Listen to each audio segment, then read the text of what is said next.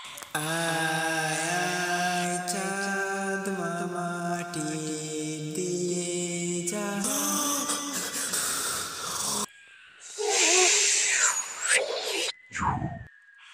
প্রিয় লিসেনার্স, আসসালামু আলাইকুম।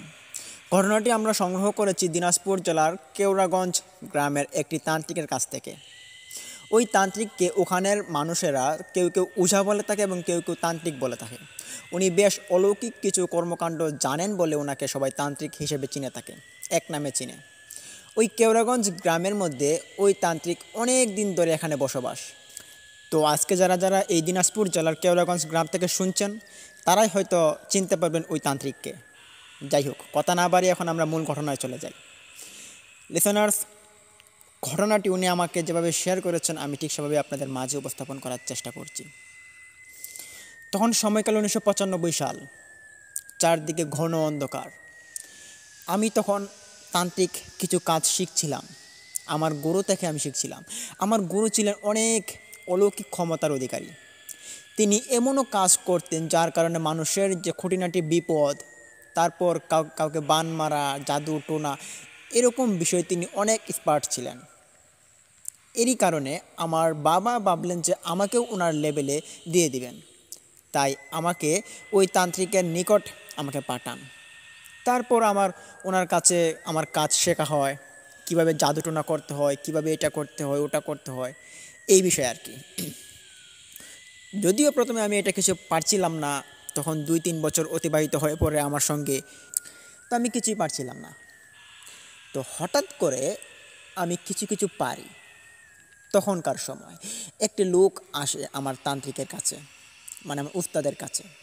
এসে ওনাকে বলেন যে ওনার একটা বড় রকমের সমস্যা হয়েছে পরিবারে। এই সমস্যাটা থেকে পরিত্রাণ পাওয়ার কোনো উপায় তিনি খুঁজে পাচ্ছেন না। ডাক্তারের কাছে যান, ডাক্তারও এত বেশি পরামর্শ দিতে পারেন না ওনাকে, এবং যতটুকু চিকিৎসার দরকার অতটুকু ওনার সাধ্যমতে করাটা নেই। তারপর এই চিকিৎসা করলে যে ভালো হবে এটারও কোনো গ্যারান্টি ডাক্তার দিতে পারছেন না ওনাকে, যার কারণে ওই লোকটার তান্ত্রিকের কাছে আসা। তখন আমি শুনছিলাম তান্ত্রিক, আমার উস্তাদ এবং ওই লোকটার কথা। লোকটা আবারও বলে উঠল যে আপনি যদি আমাকে এই বিষয়টা থেকে মুক্তি দিতে পারেন, তাহলে আপনি আমার কাছে যা চাইবেন আমি আপনাকে তাই দেব। তখন উস্তাদ বলে উঠল যে দেওয়া নেওয়া পরের বিষয়, আগে বলুন আপনার সমস্যা কী। তখন ওই লোকটা বলে ওঠে যে আজকে যে ঘটনাটার সম্মুখীন আমরা, আমাদের পরিবার, এটার কারণে দায়ী আমার দাদারা। আমার দাদার আমলে একটি ভয়ঙ্কর চক্রান্ত হয়েছিল, যে চক্রান্তটার কারণে আজকে এখন অভিশপ্ত আমাদের এই পরিবারটা, এবং আমাদের যে গোষ্ঠীবর্গের কিছু মানুষ এই অভিশপ্তর কারণে তারা অনেক ক্ষতিগ্রস্ত হয়ে আছেন। তো এরই কারণে আপনার কাছে আমার আশা। তো আপনি আমাদেরকে প্লিজ সাহায্য করার চেষ্টা করুন। তখন ওস্তাদ বলে উঠলেন যে আপনি আমাকে আরও কিছু ইনফরমেশন দেন, বলুন যে এই সময়টা কোন দিন থেকে শুরু হয়েছে, মানে এটা কি আপনার দাদার আমল থেকে নাকি বাবার আমল থেকে।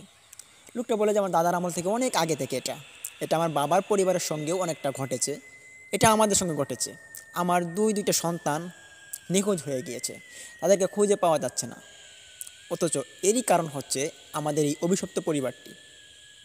কোথায় মানুষ হারিয়ে যায় তাদেরকে আর খুঁজে পাওয়া যায় না। তখন উস্তাদ বলে উঠলেন যে আমাদের পাশের গ্রামে একটা চিতাশাল রয়েছে, ওই চিতাশাল থেকে তুমি একটা মরদেহের হাড় নিয়ে আসা লাগবে, এবং ওই হাড়গুলো যদি তুমি নিয়ে আসতে পারো তাহলে এগুলো দিয়ে আমি একটা কাজ করব, একটা যজ্ঞে বসবো, এবং এই যজ্ঞের প্রভাবে যদি তোমার কিছু সাহায্য হয় তাহলে এটা হতে পারে, এছাড়া কোনো পথ আমি দেখতে পাই না। তখন ওই লোকটা বলে উঠেছে এটা তো আমার পক্ষে খুব অস্বাভাবিক হয়ে ওঠে, আমি কি এটা পারবো। তখন উস্তাদ বলেন যে আপনাকে এটা পারতে হবে, আর যদি না পারেন তাহলে এটা আপনার ব্যর্থতা, আপনার এই অভিশপ্ত কলঙ্কটা নিয়ে আপনার বয়ে যেতে হবে সারাটা জীবন। আপনি কি এটা চান। লোকটা বলল যে না, আমি এরকমটা কিছুই চাই না, আমি চাই এটা থেকে কী করে মুক্তি পাওয়া যায়। আপনি বলুন, আপনি যা বলবেন আমি তাই করব। তখন ওস্তাদ বলেন যে এই কয়দিনের ভিতরে যদি কোনো হিন্দু মানুষ মারা যায় তাহলে ওই মানুষের যখন চিতাশালটা পোড়ানো হবে তখন রাতের আঁধারে গিয়ে ওই মৃতদেহের হাড়গুলোকে তোমার কুড়িয়ে নিয়ে আসতে হবে এবং কেউ যাতে না জানতে পারে, কোনো পাখালিও যাতে না দেখতে পারে। রাতের আঁধারে যেতে হবে তোমাকে। তখন বলল যে আমি যেতে পারবো, তবে আমার সঙ্গে যদি আপনি যান তাহলে আমার একটু ভালো লাগবে, মানে একটু শক্তি পাবো, সেই কথা বলে। তখন ওই উস্তাদ বললেন যে না, আমি যেতে পারবো না, আমার সঙ্গে আমার ওই ছেলেটা যাবে, আমার কথা বলে। তখন চার পাঁচ দিন চলে যায়, এভাবে কোনো মানুষজন আর হিন্দু মানুষ মারা যায় না এবং ওই প্ল্যানটা এখনও সাকসেস হচ্ছে না। 12-13 দিন পরে একটা হিন্দু লোক মারা যায়। সে ছিল ইয়ং বয়সের। সে হঠাৎ মৃত্যু হয়, কী কারণে এটা জানা যায়নি।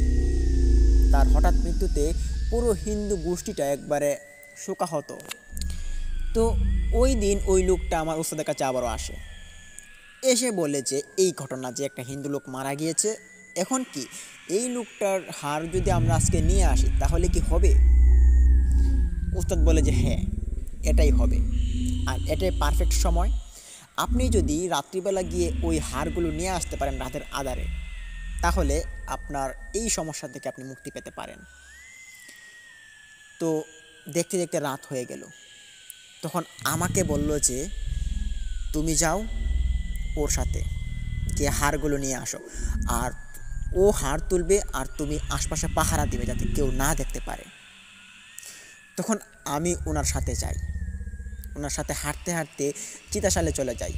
গিয়ে দেখতে পারি যে ওখানে 1-2 জন মানুষ কান্না করছে আর বাকিরা সবাই চলে গিয়েছে। তখন রাত অনেকটা হয়ে গিয়েছিল প্রায়। তাদের কান্না দেখে আমরা একটু পিছিয়ে চলে আসি, ভাবি যে তারা চলে গেলে তারপর আমরা এখানে আবার যাব। কিন্তু অনেকক্ষণ দাঁড়িয়ে অপেক্ষা করছি, বাট ওই মানুষগুলো আর এখান থেকে যাচ্ছে না। তখন কোনো কিছু না ভেবে আমরা ওখানে যাই, গিয়ে তাদেরকে বলি যে আপনারা এখানে কি করছেন? তখন ওই 2টা লোক বলে উঠে যে আমরা এখানে থাকব। থাকবেন মানে? এটা তো চিতাশাল, এখানে থাকবেন কেন? বলে যে হ্যাঁ, আমরা এখানে থাকি। কি ব্যাপার, আপনারা তো মানুষ, তো আপনারা এখানে থাকবেন কেন? আপনাদের বাড়িঘর কোথায়? আর আপনাদেরকে তো আমরা কোনো দিন দেখিনি এই এলাকাতে, মনে হয় পাশের গ্রামে, চলে যান আপনারা। বলে যে না, তোমরা এখান থেকে চলে যাও, এখান থেকে যেতে হলে তোমরা যাবে, আমরা যাব না। 2টা লোকের কথাগুলো খুব অদ্ভুত ঠেকলো আমাদের কাছে। তখন আমরা চুপ করে একটু পিছিয়ে চলে আসি। তখনই দেখতে পারি যে পিছন দিক ফিরে আর ওই 2টা লোক নেই। দেখতে পেরে আমাদের গা শিউরে উঠল। সাথে থাকা লোকটা সে ভয় পেয়ে ওখান থেকে চলে আসার চেষ্টা করে, কিন্তু আমি তাকে রেখে দিই। বলি যে আপনি যে কাজের জন্য এসেছেন এটা কি করবেন না? বলে যে হ্যাঁ। তাহলে চলুন। ওখানে দেখা যাচ্ছে চিতাশালের মধ্যে হালকা হালকা করে আগুন জ্বলছে, বেশ ভয়ানক দেখাচ্ছে। তখন আমরা ওই চিতাশালের দিকে এগোই, দেখি যে ওই হাড়গুলো থেকে ধোঁয়া বের হচ্ছে এবং আশপাশ দিয়ে হালকা হালকা আগুনের ছটপট ভাবটা উঠছে। তখন ওই চিতাশালের মধ্যে আমরা একটু ঘোরাঘুরি করি, আশপাশ দিয়ে দেখাশোনা করি যে কোনো মানুষ কি আছে নাকি, কিন্তু না, কোনো মানুষ নেই, কোনো পাখালি কিছুই নেই। অনেক রাত হয়েছে বলে কথা, এত রাতে এই চিতাশালের মধ্যে কেউ আসে না, এটাই স্বাভাবিক। আর চিতাশালের পাশ দিয়ে মনে হচ্ছে কীরকম ধোঁয়া উঠছে, এরকম ধোঁয়া আমরা আর কোনো দিন দেখিনি আগে। ওই ধোঁয়াটা দেখার পর আমরা দেখি যে চিতাশালের ভিতরটা একদম ঘোলাটে হয়ে যাচ্ছে। মনে হচ্ছে চিতাশাল থেকে আর আমরা বেরোতে পারবো না। যেমন শীতকালে কুয়াশা পড়লে যেরকম একটা অবস্থা হয়ে পড়ে, চারদিকে একদম অন্ধকার আচ্ছন্ন হয়ে পড়ে, এরকমটা অবস্থা। এর মধ্যে সাহস করে আমি এবং ওই লোকটা 2জন মিলে হাড় কুড়াতে শুরু করি। চিতাশালের যে ভিতরে একটু একটু করে আগুন জ্বলছিল, ওগুলোকে হালকা পানি দিয়ে আমরা নিভাই এবং হাড়গুলোকে হাতে নিয়ে ব্যাগে ভরে দিই। এইভাবে হাড়গুলোকে আমরা তুলতে তুলতে প্রায় অর্ধেক ব্যাগ হাড় তুলে ফেলি। তখন ওখানে আমরা দেখতে পারি যে পিঠের ছাটনি এবং মাথার মণ্ডটা রয়েছে। তখন পিঠের ছাটনিটা আমরা এখানে ফেলে দিয়ে আমরা ওই মাথার মণ্ডটাকে হাতে নিই এবং ওইটাও ব্যাগে ভরে দিই। হাতে মাথার মুন্ডুটা আমরা হাতে নিয়ে দেখতে পারি যে মাথাটা তার একটা বেশ বড় ছিদ্র হয়ে আছে। মনে হচ্ছে কেউ একজন জোরে কুড়াল দিয়ে কূপ দিয়েছে তার মাথার ভিতরে, এবং যার কারণে তার মৃত্যু হয়েছে। তবে এটা মৃত্যুটা তার স্বাভাবিক ছিল। মৃত্যুর পর যে মাথার খুলিটা এভাবে ফাটা ছিল, এটা আমাদের কাছে একটু রহস্য থাকে। যাই হোক, এটা আমরা প্রথমে পাত্তা দিইনি। হাড়গুলোকে বস্তার ভিতর করে আমরা হাঁটা শুরু করি আবারও। তখন আমরা দেখতে পারি যে পেছন দিক থেকে কেউ আমাদেরকে ডাকছে, তোমরা যেগুলো নিয়েছো এগুলো ফেরত দাও, ফিরিয়ে দাও বলছি, যেগুলো নিয়েছো এগুলো ফিরিয়ে দাও। পিছন দিকে একবার লক্ষ্য করে আমরা দেখতে পারি যে কিছুই নেই। তখন আমি ওই লোকটাকে বললাম যে, আপনি কি কিছু শুনেছেন? বলে যে হ্যাঁ, কেউ একজন পিছ থেকে আমাদেরকে ডাকলো। বললাম তো হ্যাঁ, এটা তো আমিও শুনেছি। আমরা তখন পাত্তা না দিয়ে আবারও হাঁটা শুরু করলাম। আবারও শুনতে পাই যে, আমাদের এগুলো ফিরিয়ে দাও, ফিরিয়ে দাও বলছি, এগুলো নিয়ে যাবে না তোমরা। শুনতে পেরে আমরা অনেকটা অবাক হই এবং ওখান থেকে আমরা দৌড় দেওয়ার চেষ্টা করি।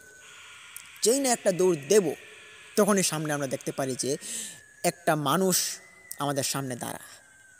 তার চুলগুলো একদম মাটিতে নেচে আছে এবং তার মুখ থেকে রক্ত খসে খসে পড়ছে, এবং সে আমাদের দিকে হাত বাড়িয়ে ইশারায় ধরে আছে, মনে হচ্ছে আমাদেরকে এক্ষুনি গিলে খাবে। তখন ওই লোকটা আর আমি ওখানে চিৎকার শুরু করে দিই। যদিও আমরা অল্প বয়স্ক এবং কম বুঝছিলাম। আমি অল্প বয়স্ক হলেও তখনকার সময়ে ওই লোকটার বয়স ছিল প্রায় 27 কি 30 এরকম। তো দুজন মিলে এখানে হতাশায় ভেঙে পড়ি এবং পিছন দিকে যাই, গেলে শুনতে পাই এরকম আওয়াজ। সামনের দিকে যাই, গেলেও শুনতে পাই যে এরকম আওয়াজ। হাড়গুলোকে হাতে নিয়ে আমরা বেশ ভয়ঙ্কর একটা পরিস্থিতির মধ্যে আমরা কাটাচ্ছি। তখন ইতিমধ্যেই আমি দেখতে পাই যে ওই লোকটা সেন্সলেস হয়ে পড়ে যায়, এবং ওই লোকটাকে আমি হাতে নিই এবং সে অনেকটা বাড়ি হওয়াতে তাকে মাটিতে শুয়ে দিই এবং আমি তার পাশে বসি। তবে উপর দিয়ে শুনতে পাচ্ছি যে ঘন মেঘের গর্জন এবং আশপাশ দিয়ে কেউ আমাদেরকে বলছে, ফিরিয়ে দাও, ফিরিয়ে দাও বলছে, এগুলো এগুলো তোমরা নিয়ে যাবে না। এই শব্দগুলো শোনার পর আমাদের ভয়ের আর কোনো সীমা রইল না। তখন ডানে বামে কিছু না চেয়ে আমি ওখান থেকে দৌড় দিয়ে আসার চেষ্টা করি। দৌড়াতে দৌড়াতে এক পর্যায়ে আমি চলে আসি, দেখতে পারি যে আমার সাথে যে লোকটা ওখানে সেন্সলেস হয়ে পড়েছিল সে ওখানে নেই, সে আমার সামনে। আশপাশ ঘুরে দেখি যে আমি যেখান দিক থেকে দৌড় দেওয়া শুরু করেছি আমি সেখানে এসে আবারও হাজির। তখন আমি ওখান থেকে আর কিছু করতে পারি না, আমি ওখানেও সেন্সলেস হয়ে পড়ে যাই। পরদিন সকালবেলা ওই তান্ত্রিক, আমার উস্তাদ যিনি, উনি আমাদেরকে খুঁজতে খুঁজতে এখানে আসেন। তিনি এসে দেখতে পারেন যে আমরা দুইজনের সেন্সলেস হওয়া অবস্থায় দুজন মাটিতে পড়ে আছি। উনি তখন আমাদেরকে পানি চোখে ছিটান এবং বলেন যে তোমাদের কি হয়েছে, তাড়াতাড়ি উঠো, এখান থেকে তাড়াতাড়ি যেতে হবে, হাড়গুলোকে নিয়েছো? এক চোটে বলে ফেললাম যে হ্যাঁ, হাড়গুলো সব নেওয়া হয়েছে। তখন ওই উস্তাদ উনি হাড়ের ব্যাগটা হাতে নিলেন এবং আমাদেরকে সাথে করে নিয়ে দৌড় দিলেন ওনার গুহার দিকে। এক দৌড়ে আমরা গুহাতে। তখন ওই দিন দুপুরবেলা যখন হিন্দু বাড়ি থেকে মানুষজন আসে যে ওই চিতাশালটাকে দেখাশোনা করার জন্য, দেখবেন যে হিন্দুরা কিন্তু পরদিন কিন্তু আসে এগুলোকে সেপারেট করার জন্য, তারা এসে থাকে প্রতিদিনই। তো তারা এসে দেখতে পারে যে মৃতদেহের হাড় নেই। এই খবরটা পুরো এলাকাতে জানিয়ে দেয়, বলে যে হাড় চুরি হয়েছে এবং ওই হাড়গুলোকে কেউ একজন চুরি নিয়ে গেছে। এগুলো যে ধরে দিতে পারবে তাকে ভালো কিছু দেওয়া হবে, এরকম একটা তারা অ্যানাউন্স করে দেন পুরো এলাকাতে। তখন এটা আমরা শুনতে পারি এবং আমার উস্তাদ তখন বলে যে এই হাড়গুলোর খবর যাতে কোনো কাকপক্ষীও যাতে না টের পায় যেগুলো আমাদের কাছে আছে। তখন আমি ওই লোকটাকে জানিয়ে দিই যে যদি আপনি কাউকে বলুন তাহলে আপনার পরিবারের বড় রকমের ক্ষতি হবে, তো অবশ্যই আপনি এই বিষয়টাকে আপনি আড়াল রাখবেন। লোকটাও তখন বলল যে ঠিক আছে, আমি কাউকে বলবো না এই বিষয়। তারপর আমি বললাম যে আপনাকে আজকে যেতে বলেছে আমার উস্তাদ মধ্যরাত বেলায়। তখন লোকটা বলল যে ঠিক আছে, আসবো। তখন রাত্রিবেলা আমি আর আমার উস্তাদ ওখানে বসে একটা যজ্ঞের আয়োজন করছিলাম। তখনই দেখতে পাই যে হঠাৎ একজন লোক এসে আমাদের সামনে হাজির, এসে বলছে যে ফিরিয়ে দাও, এগুলোকে তোমরা নষ্ট করবা না, ফিরিয়ে দাও বলছি, ফিরিয়ে দাও। বেশ অদ্ভুত রকমের কণ্ঠ নিয়ে এসে হতাশ ভম্ব হয়ে এসে আমাদেরকে বলতেছে ফিরিয়ে দেওয়ার জন্য হারগুলো। উস্তাদ তখন মন্ত্র পড়া শুরু করে দেন। তখন মন্ত্র পড়তে পড়তে তিনি হঠাৎ আমাকে বললেন যে তুমি তাড়াতাড়ি যাও, গিয়ে পিছন থেকে কলসিটাকে নিয়ে আসো। তখন আমি পিছনে যাই, গিয়ে দেখতে পারি যে ওই কলসিটার ভিতরে কিছু হাড় ওখানে পড়ে আছে। আমি তখন দেখতে পেরে বেশ অবাক হই, ভাবলাম যে উস্তাদের ঘরে এরকম হাড় রয়েছে, এটা তো আমি দেখিনি কোনো দিন। তখন কৌতূহলবশত আমি ওই কলসি থেকে হাড়টা বের করে নিই।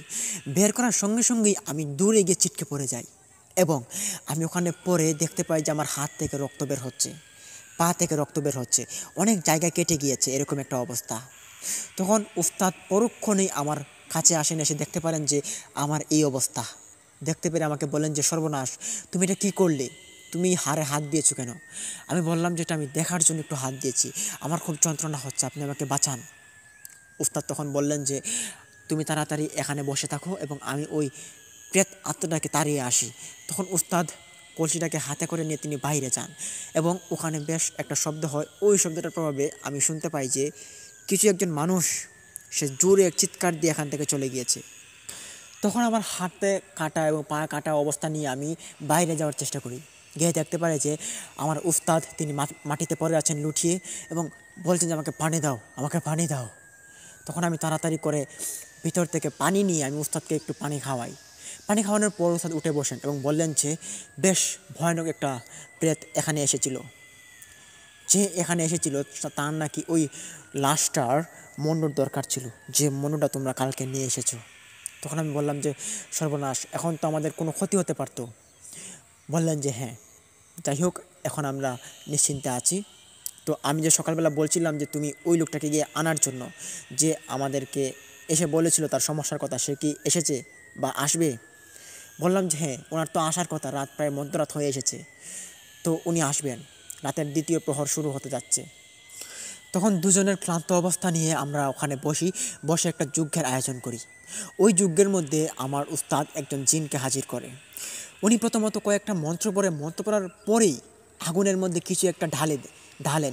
ওইটা ঢালার সাথে সাথেই আমি দেখতে পারি যে আগুনের একটা ঝলক উপরে গিয়ে ওঠে। ওই আগুন থেকে একটা মানুষরূপী জিনের আগমন ঘটে। তখন আমি উস্তাদকে জিজ্ঞেস করলাম যে উস্তাদ এটা কি? বললেন যে চুপ করো তুমি, একটা কথাও বলবা না। তখন আমি মনে ভয় নিয়ে ওখানে বসে থাকি। তখন ওই মানুষরূপী জিনটা মাটিতে নেমে আসে, এসে বলে যে তোর কি সমস্যা, আমাকে খুলে বলতে পারিস। তখন উস্তাদ বলে যে আজ থেকে অনেক বছর আগে একটি বান মারা হয়েছিল একটি পরিবারের সঙ্গে, এবং ওই বানের প্রভাবে একজন লোকের পরিবার গোষ্ঠীবর্গ পুরোটা একবারে নাজেহাল অবস্থায়। তার পরিবার থেকে মানুষজন হারিয়ে যায় অচিরেই। দুইজন মানুষ থাকলে একজন মানুষ অচিরেই হারিয়ে যায়, এটা আর কোনোদিন পাওয়া যায় না। এর কি কোনো সমাধান আছে? জিনটা বলে যে আছে, কিন্তু তোমরা যে ওই মৃতদেহের লাশটাকে নিয়ে এসেছো এটা তোমরা একদম ঠিক করোনি। এটা একটা কালো জাদুর প্রভাব, আর এটা দিয়ে তোমরা আমাদেরকে হাজির করো, এটা কিন্তু একদম ঠিক নয়। তোমরা একবারের জন্যই আমাকে এখানে আনতে পারবা, এবং আর যদি পরবর্তীতে আমাকে ডাকার চেষ্টা করো তাহলে কিন্তু তোমাদের খুব ক্ষতি হবে। তখন আমার ওই উস্তাদ বলেন যে না না, আমরা আর কখনো তোমাকে ডাকবো না, তবে একটা উপকার করে যাও। বলে যে হ্যাঁ, বলো কী চাও। তখন ওই জিনটাকে আমার উস্তাদ বলেন যে আমরা এই সমস্যাটা থেকে সমাধান পেতে চাই, এখন তোমার কি করণীয় আছে বা তুমি আমাদেরকে কি সাহায্য করতে পারো, আমাদেরকে একটু জানাও। তখন ওই জিনটা বলে ওঠে যে হ্যাঁ, সাহায্য তো করবই, তবে আমি তোমাদের কাছে একটা জিনিস চাইব। কী জিনিস? বলে যে তোমরা যদি আর কোনো দিন কোনো এরকম মৃতদেহের লাশের হাড়গুলোকে তোমরা নিয়ে এসেছো তাহলে তোমাদের অনেক ক্ষতি হবে, এটা বলে দিলাম। তোমরা এটা আর কোনো দিন আনতে পারবা না ওই চিতাশাল থেকে। তখন ওস্তাদ বলে যাচ্ছে ঠিক আছে, আমরা আর কোনো দিন আনবো না ওই চিতাশাল থেকে কোনো রকমের লাশ, তুমি আমাদেরকে সাহায্য করো। তখন জিনটা বলে যে যে হাড়গুলোকে এনেছো ওই হাড়গুলোর মন্ডু এবং হাড়ের যে অংশগুলো হাতের পায়ের, ওগুলো দিয়ে একটা রান্না করো। রাত্রিবেলা যখন দ্বিতীয় প্রহর হবে তখন একটা রান্না করবে, এটার মধ্যে না থাকবে চুল, না থাকবে পানি, না থাকবে কোনো মশলা। এটার মধ্যে বনাজি যত রকমের মশলাপাতি আছে, যেমন হলুদ, তারপর মরিচ, যেগুলো প্রাকৃতিকভাবে উৎপাদন হয়ে থাকে সেগুলো দিয়ে একটা রান্না করবা। ওই রান্নাটাকে ওই চিতাশালের পাশে একটা মোড় রয়েছে 3 রাস্তার, ওই মোড়ে গিয়ে তোমাদের দিয়ে আসতে হবে। আর ওগুলো দিয়ে আসার পর পিছনে যা ঘটবে তোমরা পিছনে তাকাতে পারবে না, এটাও মাথায় রেখো। তখন উস্তাদ বলেন যে আর কি কিছু করতে হবে? বলেছে আরও যদি একটা কাজ করো তাহলে ভালো হয়। কী কাজ? বলে যে তোমরা যখন ওই রান্নাটা করবা, রান্নার সঙ্গে যে লোকটা এই ক্ষতিগ্রস্ত হয়ে আছে তাকে যদি তোমরা নিয়ে যাও এবং তার হাতে যদি ওই ভোগটাকে দিতে পারো, তাহলে এটা তোমাদের আরও বেশি কার্যকরী হতে পারে এই বানটা ছোটাতে। তখন উস্তাদ বলেন যে ঠিক আছে, আমি তাই করব। কালকে রাত্রিবেলা ঠিক 2য় প্রহরে আমি আপনাদের ওই চিতাশালের 3 রাস্তার মোড়ে ওই ভোগটাকে দিয়ে আসব এবং ওই হাড়গুলোকে রান্না করে গিয়ে দিয়ে আসব। বলে যে ঠিক আছে। তখন ওই জিনটা নিমেষের মধ্যেই গায়েব হয়ে যায় এবং আমাদের ওই যে গুহাটা ওইটা একদম নিস্তব্ধ হয়ে পড়ে। তখন আমি উস্তাদকে কিছু কিছু কথা জিজ্ঞেস করি, বলি যে উস্তাদ আপনি যে বললেন যে রান্না করবেন, ওগুলো তো হাড়, হাড় আবার কীভাবে রান্না করে মানুষ? বলে যে হ্যাঁ, নেহারে চিনো, ওই নেহারির মতো রান্না করব এবং ওই রান্না করা হাড়গুলোকেই গিয়ে ভোগ দিয়ে আসতে হবে। তুমি এবং তোমার সঙ্গে ওই লোকটা, তোমরা দুজন যাবা, গিয়ে ওই হাড়ের যে ভোগটা ওইটা 3 রাস্তার মোড়ে গিয়ে দিয়ে আসবা। বললাম যে ঠিক আছে। পরক্ষণেই ওই লোকটা এসে হাজির আমাদের গুহায়। অট্টস্বরে এসে একটা প্রণাম জানালো, বলল যে আপনি কি আমাদেরকে সাহায্য করতে সক্ষম? হাড় তো এনেছি, হাড়ের যোগ্য কি শেষ হয়েছে? তখনই সে এই কথাটা বলার পর আমাদের শরীরের দিকে লক্ষ্য করে, দেখতে পারে যে আমার শরীর থেকে রক্ত বইছে, আমার উস্তাদের শরীর থেকে, মুখ থেকে রক্ত পড়ছে। তার প্রতিটা ছেপের সঙ্গে সঙ্গে, মানে যেটা থুতু ফেলে আর কি, ওইটার সঙ্গে সঙ্গে তার রক্ত বইছে। তখন এটা দেখে সে চুপ করে থাকে, আর কিছু বলার ভাষা পায় না। তখন আমি বললাম যে তোমার কাজ হয়েছে, তবে এখানে বড় রকমের একটা কাজ করতে হবে। কাল 2য় প্রহরে তোমাকে আসতে হবে এবং তোমার দ্বারা এই কাজটা করতে হবে।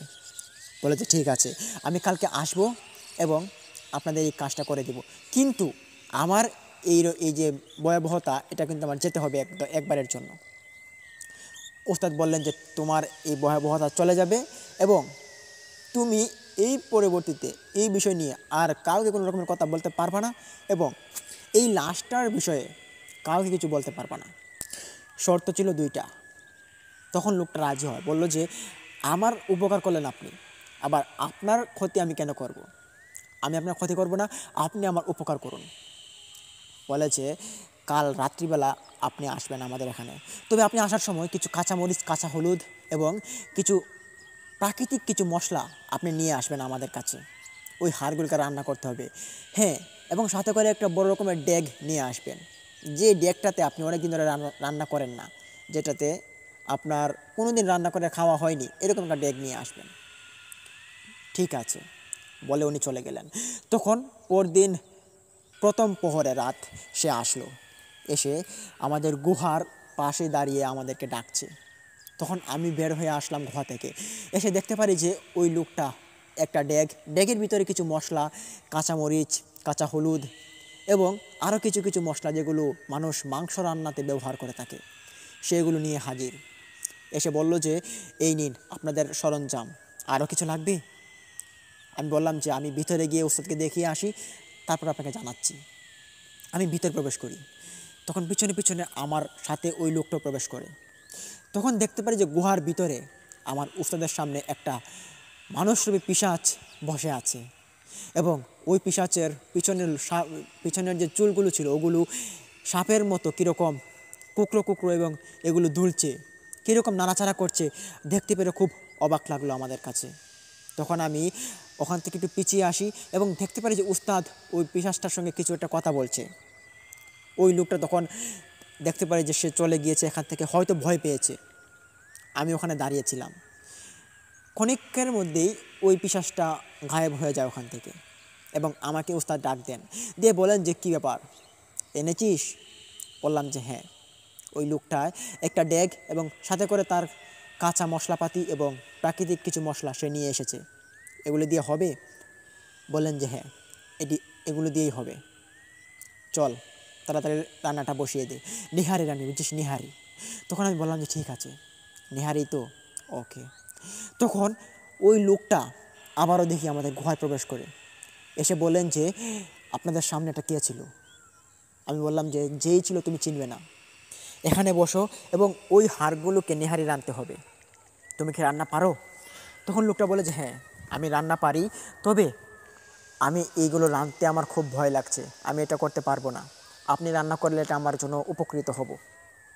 তখন আমি বললাম যে না, এটা আপনাকেই দিতে হবে, আপনাকেই রান্না করতে হবে অনেকটা, তাই দেরি না করে আপনি রান্না করা শুরু করুন। তখন ওই লোকটা বলল যে আচ্ছা ঠিক আছে, আমি রান্না করছি, আপনি আমাদেরকে সাহায্য করুন। এই বলে রান্না শুরু করে দিল। তখন হঠাৎই যখন কাঁচামরিচ, কাঁচা হলুদ ওগুলো পিষতে যাবে, দেখতে পারে যে পাটার উপরে লাল বর্ণের সিঁদুরের মতো দাগ হয়ে আছে। ওইটা লোকটাই দেখতে পেরে আমার কাছে নিয়ে আসে, বলে যে দেখুন তো ওটা কি। তখন আমি এটা চিনতে পারি না। তখন আমি ওস্তাদের কাছে ওগুলো নিয়ে যাই, গিয়ে জিজ্ঞেস করি ওস্তাদ, এগুলো ওই পাটাতে পাওয়া গিয়েছে যেটাতে কাঁচামরিচ এবং কাঁচা হলুদ পেশার কথা ছিল, দেখুন তো ওগুলো কি। তখন ওস্তাদ হাতে নিয়ে বলে যে এগুলো তো রক্ত, এগুলো অনেক দিন আগের রক্ত, যেগুলো শুকিয়ে এরকম সিঁদুরের মতো রক্তর মতো একটা দাগ বা বালু বিশেষ বর্ণ একটা ধারণ করেছে। শুনতে পেরে আমার গা শিউরে উঠল।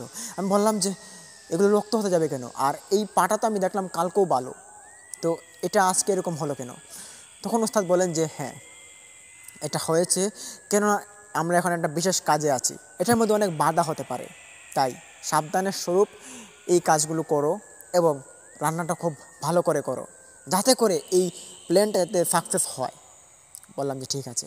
তখন আমি ওই লোকটার কাছে চলে যাই, বললাম যে এগুলো কিছু না, আপনি এই সিঁদুরের উপরেই বাটা শুরু করে দেন। তখন লোকটা তাই করে, কেননা ওই পাটার উপরে যে দাগগুলো ছিল, রক্ত শুকানোর দাগগুলো, ওগুলো আর কোনোভাবেই যাচ্ছে না।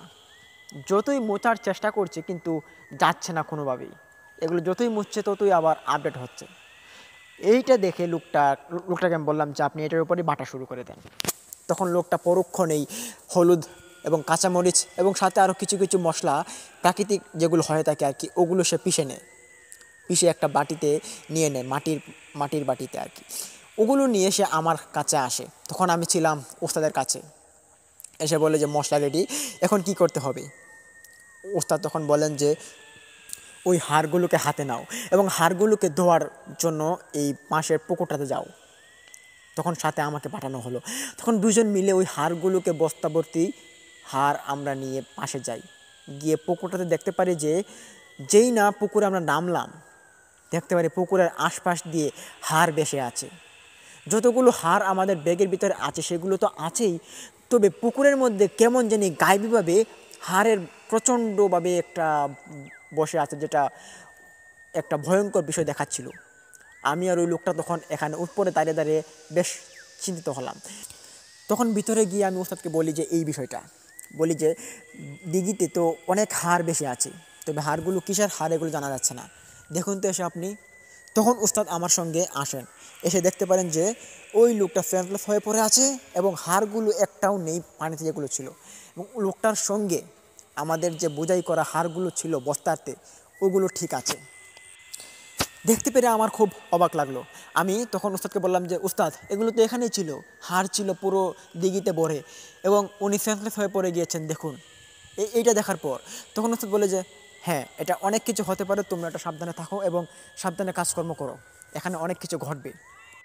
পরক্ষণেই দেখতে পারি যে ওই লোকটা যে পড়েছিল সেন্সলেস হয়ে, তাকে কেউ টেনে নিয়ে যাচ্ছে দিঘির উপরে।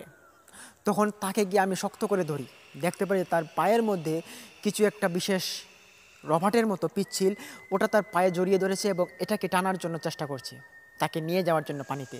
তখন ওস্তাদকে আমি ডাক দিলাম, বললাম ওস্তাদ তাড়াতাড়ি আসুন, এখানে বিপদ হচ্ছে। তখন ওস্তাদ ওখান থেকে দৌড়ে চলে আসে এবং দেখতে পারে যে এই অবস্থা, আমাকে বলে যে তাড়াতাড়ি টান দাও বলছি। তখন আমি টানা শুরু করি, ওস্তাদ মন্ত্র পড়েন এবং ওই মন্ত্রের সাহায্যেই ওই লোকটাকে আমি এখান থেকে ছুটাতে পারি এবং পরক্ষণেই তার জ্ঞানটা ফেরানো হয়। জ্ঞান ফেরার পর তাকে জিজ্ঞেস করলাম যে সে বলে যে এখানে নাকি খুব ভয়ঙ্কর জিনিস দেখার পর তার সেন্সলেস হয়ে পড়ে যায়, কিন্তু সে ছিল খুব সাহসী। সে বলে যে চলুন হাড়গুলোকে এখানে ধুয়ে নিই। তখন হাড়গুলো আমরা এক এক করে ব্যাগ থেকে বের করা শুরু করি। বের করে আমরা একটা বড় ওই ডেকটার মধ্যে আমরা রাখি। ওই ডেকের মধ্যেই হাড়গুলোকে ধোয়ার সিদ্ধান্ত নেই যে ডেকের ভিতরে পানি দিয়ে ওই হাড়গুলোকে আমরা ধুয়ে নেব। তখন ওই ডেকের ভিতর এক এক করে হাড় বের করি। আমরা আস্তে আস্তে করে পায়ের হাড়, হাতের হাড় এবং মাথার মুন্ডটা বের করি। তারপর যখনই ওই দিঘিতে হাড়গুলো ধোয়ার জন্য আমরা নামি, তখনই শুনতে পাই যে হালকা পিট পিট করে কিছু একটা কান্নার আওয়াজ ভেসে আসছে। ওই কান্নাটার সঙ্গে একই আওয়াজ আসছে যে এগুলোকে তোমরা নিও না, এগুলোকে ফিরিয়ে দাও বলছি, যেগুলো যেখানে ছিল এখানে ফিরিয়ে দাও। খুব ভয়ানক একটি কথাবার্তা, এরকম আওয়াজ শুনতে পেরে আমি আর আমার পাশে থাকা লোকটি আর ভয় নয়। এবার আমরা এই কাজটা সঠিকভাবে করার জন্য এগিয়ে যাচ্ছি। তখন আস্তে আস্তে করে আমরা ওই হাড়গুলোকে ধোয়া শুরু করি। হাড়গুলো একটা একটা করে ধুলাম। ধোয়ার পর ডেকের ভিতরে নিলাম। নিয়ে আমরা আমাদের উস্তাদজির কাছে গিয়ে পৌঁছাই। গিয়ে বললাম যে উস্তাদ, হাড় ধোয়া শেষ, এখন কি করব? বলেন যে এখন তোমরা লাকড়ি দিয়ে আগুন ধরাও এবং ওই আগুনের মধ্যে হাড়গুলোকে রান্না করো, তাড়াতাড়ি করো, রাত্রির দ্বিতীয় প্রহর এখনই চলে আসবে। আর এই সময়টাতেই কিন্তু কথা দেওয়া আছে যে তাদের ভোগটা আমরা দিয়ে আসবো, তাড়াতাড়ি করো। তখন ইতোমধ্যেই আমি এবং ওই লোকটা মিলে দুজনে একইবারে হাড় রান্না করা শুরু করে দিই। ডেগের ভিতরে কিছু পানি দিলাম এবং ওই হাড়গুলোকে ঢেলে দিলাম, কিছু লবণ এবং কিছু কাঁচা মশলাগুলো সবগুলো দিয়ে দিলাম। দেখতে ছিল খুব বাজে একটা অবস্থা, কীরকম একটা বাজে গন্ধ বের হচ্ছে এটা থেকে। তখন আমি ভাবছি যে এইটা আবার কে খাবে? যদিও জিনেরা বলে থাকে, জিনেরা কি এইরকম খাবার এরা খাবে, এটা ভাবতে আমার কীরকম লাগছিল। যাই হোক, আমি এই বিষয়টা আর ভাবিনি, যেহেতু উস্তাদের আদেশ, এটা করতেই হবে। তো লাকড়ি জ্বালালাম, লাকড়ি জ্বালিয়ে ওইটাকে একটা ঢাকনা দিয়ে ঢেকে দিলাম। 2 মিনিট পর এতটা সময়ে আমি যখনই শুনতে পেলাম যে ভিতরে কিছু একটা টপ টপ শব্দ হচ্ছে, আসলে এটা এই রান্না করার সময় হয়ে থাকে, আমি এইটা স্বাভাবিক ভেবে আমি এই যে ঢাকনাটা ছিল ডেগের, ওইটা আমি সরাতে যাই। তখনই আমি দেখতে পাই যে ডেগের ভিতরে যে হাড়গুলো দিয়েছিলাম, ওই হাড়গুলো কীরকম নাড়াচাড়া করছে। মনে হচ্ছে একটা হাড় আরেকটা হাড়ের সঙ্গে জোড়া নেওয়ার মতো যেরকম সিস্টেমটা এরকম করছে তারা। এই দেখে আমি ওখান থেকে পরক্ষণে উস্তাদের কাছে যাই, গিয়ে বললাম যে উস্তাদ, ডেগের ভিতরে হাড়গুলো তো নাচানাচি করছে, কীরকম লাফালাফি করছে। সাধারণত আমরা যে মাংসগুলো রান্না করে থাকি বা হাড্ডি, এগুলো তো এভাবে নাচানাচি করে না, কিন্তু ওই হাড়গুলো দেখুন গিয়ে নাচানাচি করছে। উস্তাদ তখন পরক্ষণে আমার সঙ্গে আসেন এবং এসে দেখতে পারেন যে এই অবস্থা। তখন উস্তাদ কিছু মন্ত্রপানি পাঠ করলেন ওখানে এবং কিছুক্ষণ পর আমরা দেখতে পারি যে ওই হাড়গুলো আবার শান্তশিষ্ট হয়ে গিয়েছে। তখন রান্না চলছে, ধাউ ধাউ আগুনের মধ্যে ওই রান্নাটা চলছে। তখন আমি আর ওই লোকটা মিলে ওই মাংসটাকে ভালো করে দেখছিলাম, আশপাশ দিয়ে ঘুরছিলাম এবং কিছু একটা দেখা যায় কিনা এটার জন্য আমরা আশা হয়ে ছিলাম, যদি কিছু দেখতে পারি। তখন হঠাৎই আমার চোখে ভাসে যে ডেগের এক কোণায় ছিদ্র হয়ে কিছু পানি পড়ছে। লোকটাকে আমি জিজ্ঞেস করলাম যে আপনি যে ডেগটা এনেছেন ওইটা কি ছিদ্র ছিল? বলছে না তো, ডেগ তো আমি নতুন ডেগ বাড়ি থেকে নিয়ে আসলাম, এই ডেগে কোনোদিন রান্নাও করিনি আমি, এটা ছিদ্র হবে কেন? নতুন ডেগ। তখন আমি বললাম যে দেখুন, ডেগের ভিতর থেকে পানি পড়ছে, তাও আবার লাল পানি। তখন লোকটা আমার দিকে হতাশ হয়ে চায়, যে বলে যে ডেগ দিয়ে যেখানে পানি পড়ছে দেখুন সেখানে তো কোনো মানে ছিদ্র বা কোনো কানা নেই, তো পানিটা পড়ছে কি দিয়ে? অদ্ভুত বিষয়। তখন আমিও লক্ষ্য করি, ভালো মতো দেখতে পারি যে না, এখানে কোনো ছিদ্র বা কোনো কানা নেই, বাট ওখান থেকে পানি পড়ছে, লাল পানি, অনেকটা রক্তের মতো। তখন এইটাকে আমরা কোনো রকম ধামাচাপা দিয়ে দিই। পরবর্তীতে যখন ওই ডেগটার মধ্যে রান্না শেষ হয়ে পড়ে, তখনই শুনতে পাই যে ডেগের ভিতরে এরকম করে কিছু একটা চাবাচাবি হচ্ছে। খাওয়াটা খুব ভয়ানক দেখাচ্ছে, বাজে বিশ্রী একটা খাবার। তো এই গন্ধ বড় একটা খাবার, ডেগের ভিতর থেকে এরকম একটা শব্দ আসছে, এটা শোনার পর মানে মাথাটা ঘোরান দিয়েছে একটা। তারপর ওই লোকটা আমাকে জিজ্ঞেস করলো যে ডেগের ভিতরে কিছু একটা শব্দ হচ্ছে না? আমি বললাম যে হ্যাঁ ঠিক আছে, দাঁড়াও আমি ওস্তাদের কাছে যাই। আবার ওস্তাদের কাছে পরক্ষণে আবার যাই আমি, গিয়ে এই ঘটনাটা খুলে বলি। তখন ওস্তাদ আসেন, এসে তিনি আমাকে বলেন যে তোমাকে আমি আগেই বলেছিলাম যে এই ঘটনার মধ্যে অনেক কিছু ঘটবে, তোমরা এটা মানিয়ে নিতে হবে। আর এই ঘটনার যে পরিপ্রেক্ষিতে যে যে খারাপ দিকগুলো আসবে এগুলো আসবেই, আর এগুলো আমাদেরকে কন্ট্রোল করতে হবে, এগুলোকে ভয় পেলে চলবে না, তোমাদের কাজ এগিয়ে যাও। তখন ওস্তাদের কথা আমরা সাহস পেলাম এবং ওস্তাদকে নিয়ে আমরা ওখানে ভোগ দেওয়ার জন্য যাব এটা সিদ্ধান্ত নেই। তারপর একটি হাঁড়ির মধ্যে, মাটির হাঁড়ি, ওটার মধ্যে আমরা ওই যে রান্না করা হাড়গুলো ওগুলো আমরা দিই, রাখতে রাখতে হাঁড়িটা একদম ভরে গিয়েছে। মাটির হাঁড়ি বেশ বড় হাঁড়ি ছিল, ওইটা ভরে যায়। তখন ওটাতে আমরা একটা কলা পাতা দিয়ে ঢেকে দিই। তখন মাথায় দিয়ে দিই ওই লোকটা মাথার সামনে দিয়ে হাঁটছে। বলে দিলাম যে ওখানে যাব শ্মশান ঘাটে, এবং শ্মশান ঘাটের যে 3 রাস্তার মোড়টা রয়েছে ওই মোড়ের মধ্যে যে একটা কেওড়া গাছ রয়েছে, ওই কেওড়া গাছের নিচে ওই হাড়ির ভারী বরাবর এই মাংসগুলো, তুমি হাড়গুলো কলা পাতার মধ্যে বিছিয়ে দিয়ে আসবা, আর আমরা দূর থেকে দাঁড়িয়ে তোমাকে দেখব। আর অবশ্যই ওই হাড়গুলো যখন তুমি দিবা তখন পিছন দিকে একদম ফিরে তাকার চেষ্টা করবে না। তখন লোকটা বলল ঠিক আছে আমি যাচ্ছি।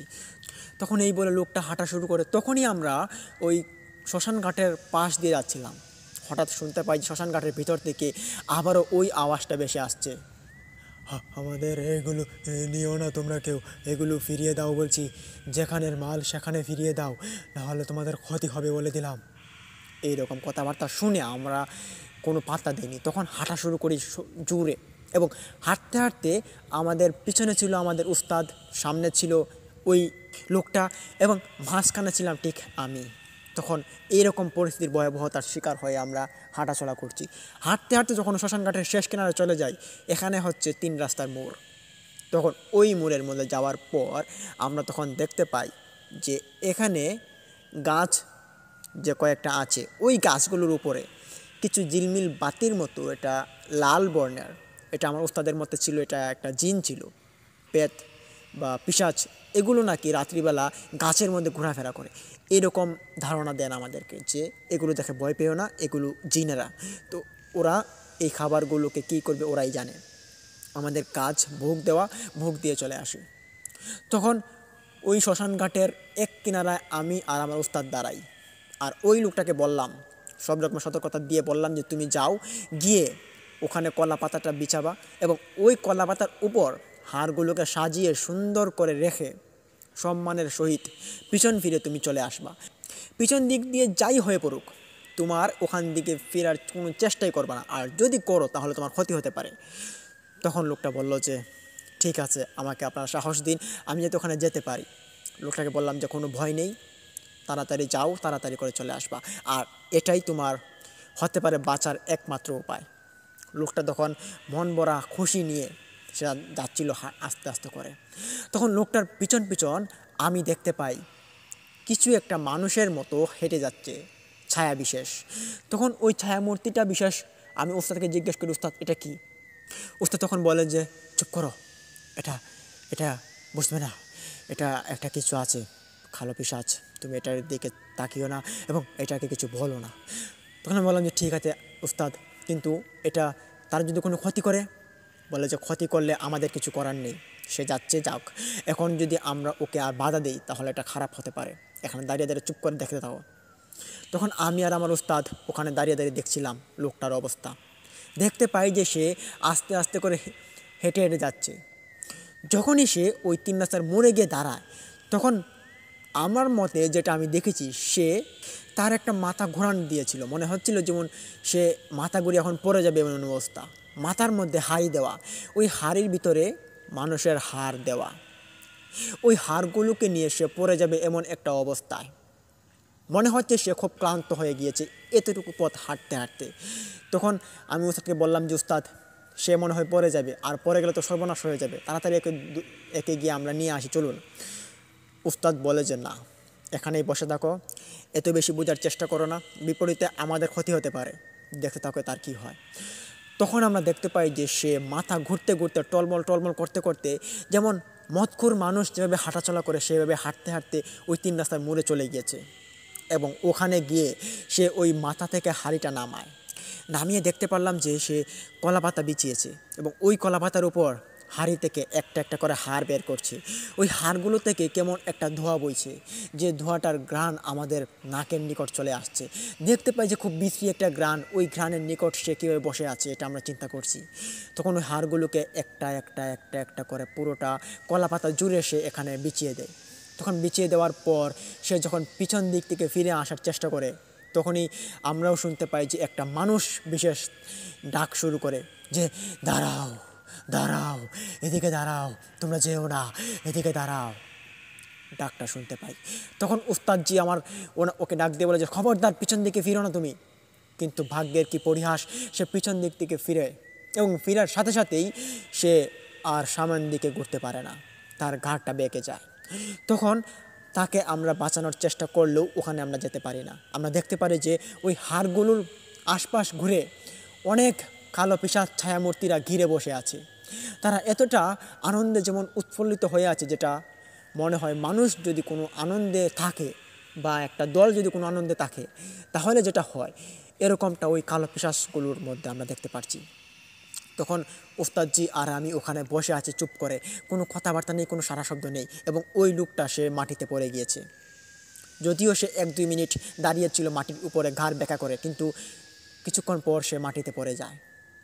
পরক্ষণেই যখন আমরা দেখতে পাই যে ওই কালো পিশাচগুলো এক এক করে সব উধাও হয়ে যাচ্ছে, তখন আমরা ওখানে যাওয়ার চেষ্টা করি। ওখানে আমরা আস্তে আস্তে করে এগিয়ে দেখতে পারি যে ওই লোকটা এখানে পড়ে আছে, বাট তার ঘাড়টা বেঁকে আছে, তার ঘাড় মাটির মধ্যে মুখ চুম্বন খাচ্ছে এবং তার পিঠটা উপরিভাগ হয়ে আছে। এমন মনে হয় যে তার ঘাড়টা কেউ বেঁকিয়ে দিয়েছে, এরকম একটা অবস্থা। তাকে আমি ধরি এবং আমার উস্তাদজি সামনে চলে যান। তখন উস্তাদজির সঙ্গে সঙ্গে আমি ওখানে যাই, ওই তাকে এখানে ফেলে রেখেই গিয়ে দেখতে পারি যে কলা পাতা সহ ওই হাড়গুলো উদাও। এখানে কিছু পানির মতো আপচা আপচা পিচ্ছিল কিছু জিনিস পড়ে আছে, বাট ওখানে হাড়গুলো নেই এবং ওই কলা গাছগুলোও নেই। তখন ওই হাড়গুলোর এরকম অবস্থা দেখে আমার উস্তাদজি বলেন যে এগুলো হয়তো তারা খেয়ে ফেলেছে বা এগুলোকে তারা কোনো একটা কাজ করবে, এর জন্য তারা নিয়ে চলে গিয়েছে, চলো আমরা এখান থেকে চলে যাই তাকে নিয়ে। তখন ওই লোকটাকে আমার কাঁধে করে নিয়ে আমরা হাঁটা শুরু করি জুড়ে। তো আমরা গুহার মধ্যে চলে আসি। গুহায় আসার পর আমাদের পিছন পিছন কিছু মানুষ দাওয়া করে। এগুলো মানুষ ছিল না, এগুলো ছিল মানুষরূপী পিশাচ, যেগুলো আমাদের গুহায় আসার পর গুহাতে আমার উস্তাদজির সঙ্গে কিছু কথা বললেন। কথাগুলো আমি শুনতে পাইনি, বাট পরবর্তীতে যখন আমি উস্তাদজিকে জিজ্ঞেস করলাম যে উস্তাদ আপনাকে কি বলেছে ওরা, তখন উস্তাদজি বলেন যে ওরা আমাকে বলেছে যে ওদের নাকি আমি খুব বড় একটা উপকার করেছি, আর এই উপকারের ঋণ নাকি তারা কখনো আমাকে শোধ করতে পারবে না। এরা আরও বলেছে যে এরকম ঘটনা যদি আমি আর কোনো রকম ঘটাতে চাই তাহলে কিন্তু তারা নাকি আমার ক্ষতি করতে পারে। যদিও তাদের উপকৃত হয়েছে, বাট এই উপকৃত তারা সবসময় হতে চায় না, এটাও নাকি বলেছিল। তখন আমার এই বিষয়টাতে অনেকটা ভয় লাগে। তবে আশ্বাস আমার দেন যে উস্তাদে, এবং পরবর্তীতে যে এই লোকটার যে পড়েছিল তার ঘাড় বেঁকা হয়, তো তার যখন জ্ঞান ফেরার পর দেখতে পারি যে তার ঘাড় আর সোজা হচ্ছে না এবং তার ঘাড়টা একদম বেঁকে গিয়েছে। পরদিন সকালবেলা তার পরিবারের কাছে নিয়ে যাওয়া হয়। গিয়ে আমি বললাম যে আপনার স্বামী এটা? বলে যে হ্যাঁ, আপনার স্বামীর ঘাড়টা বাঁকা হয়ে গিয়েছে, আমরা রাস্তার মধ্যে কুড়িয়ে পেয়েছি, এই নিন আপনার স্বামীকে। তখন তাদের ঘরে কান্নার রোল পড়ে যায়। আর তখনকার সময়ে এতটা এই তথ্য নির্ভর এরকম কিছু ছিল না, যেটার কারণে মানুষ সিদ্ধান্ত নেবে যে এটাকে আমি বের করে ছাড়বো, এটা কী হয়েছে, কেন হয়েছে, এরকমটা ছিল না আর কি। এরই জন্য তার যে অসুস্থতাটা এটা সে হয়ে পড়ে এবং তাকে কোনো আর চিকিৎসা করানো হয় না, কিছুদিন পরই সে মারা যায়। এর পরবর্তীতে এই লোকটার পরিবারের সঙ্গে এরকম কোনো রকমের ঘটনা আর ঘটেনি। তো এর মধ্যে আমাদের সঙ্গেও আর এরকম কোনো ঘটনার সম্মুখীন হয়নি, যদিও হয়েছি এগুলো ছোটোখাটো জিনিস, তবে এই জিনিসটা আমার কাছে খুব বড় রকমের এবং ভয়ানক একটি ঘটনা ছিল। লিসেনার্স, এই ছিল ঘটনাটি ভালো লাগলে লাইক দিন, কমেন্ট করুন, শেয়ার করে বন্ধুবান্ধবদের মাঝে ছড়িয়ে দিন এবং অবশ্যই আমাদের ইউটিউব চ্যানেলকে সাবস্ক্রাইব করে পাশে থাকা বেল আইকনটিকে অন করুন লিসেনার্স। এবং অবশ্যই আপনাদের মাঝে আমি যে কথাটি আবারও বলতে চাই বরাবরের মতো, আমাদের এই চ্যানেলটিকে আমরা 1 লাখ সাবস্ক্রাইবারের দিকে এগিয়ে নিয়ে যাওয়ার চেষ্টা করছি। তো এটা অবশ্যই হতে পারা সম্ভব হবে যে আপনাদের ভালোবাসা এবং আপনাদের চেষ্টায়। তো আপনারা সবসময় আমাদের সাথে থাকুন, আমাদের সাপোর্ট করুন এবং আমাদের পাশেই থাকুন সবসময়। আর আমাদের এই ভৌতিক চ্যানেলে প্রতিদিন ওই সত্য নির্ভর ঘটনাগুলো মানুষের কাছ থেকে কালেক্ট করে অনলি ইমেল এপিসোড আপনাদের মাঝে উপস্থাপন করানো হবে। তাই অবশ্যই আমাদের চ্যানেলকে সাবস্ক্রাইব করুন এবং লিসেনার্স, এই ঘটনাটির পরিপ্রেক্ষিতে আমরা যা কিছু বুঝলাম, যা কিছু জানলাম, এরই পরিপ্রেক্ষিতে আমাদের অনেক কিছু শিক্ষণীয় কিছু জিনিস রয়েছে যেগুলো আমরা অনেকেই বুঝতে পেরেছি। তো লিসেনার্স, আজকের মতো আমি আপনাদের মাঝ থেকে এখান থেকে বিদায় নিতে যাচ্ছি এবং কালকে আমরা আরেকটি অনলি ইমেল এপিসোড, যেটি আশা করি আপনাদের অনেকটা ভালো লাগবে এবং এই ঘটনাটি আজকের ঘটনা থেকে অনেকটা বেস্ট হবে। তো লিসেনার্স, কাল অবধি আপনারা আমাদের সাথেই থাকুন। আসসালামু আলাইকুম।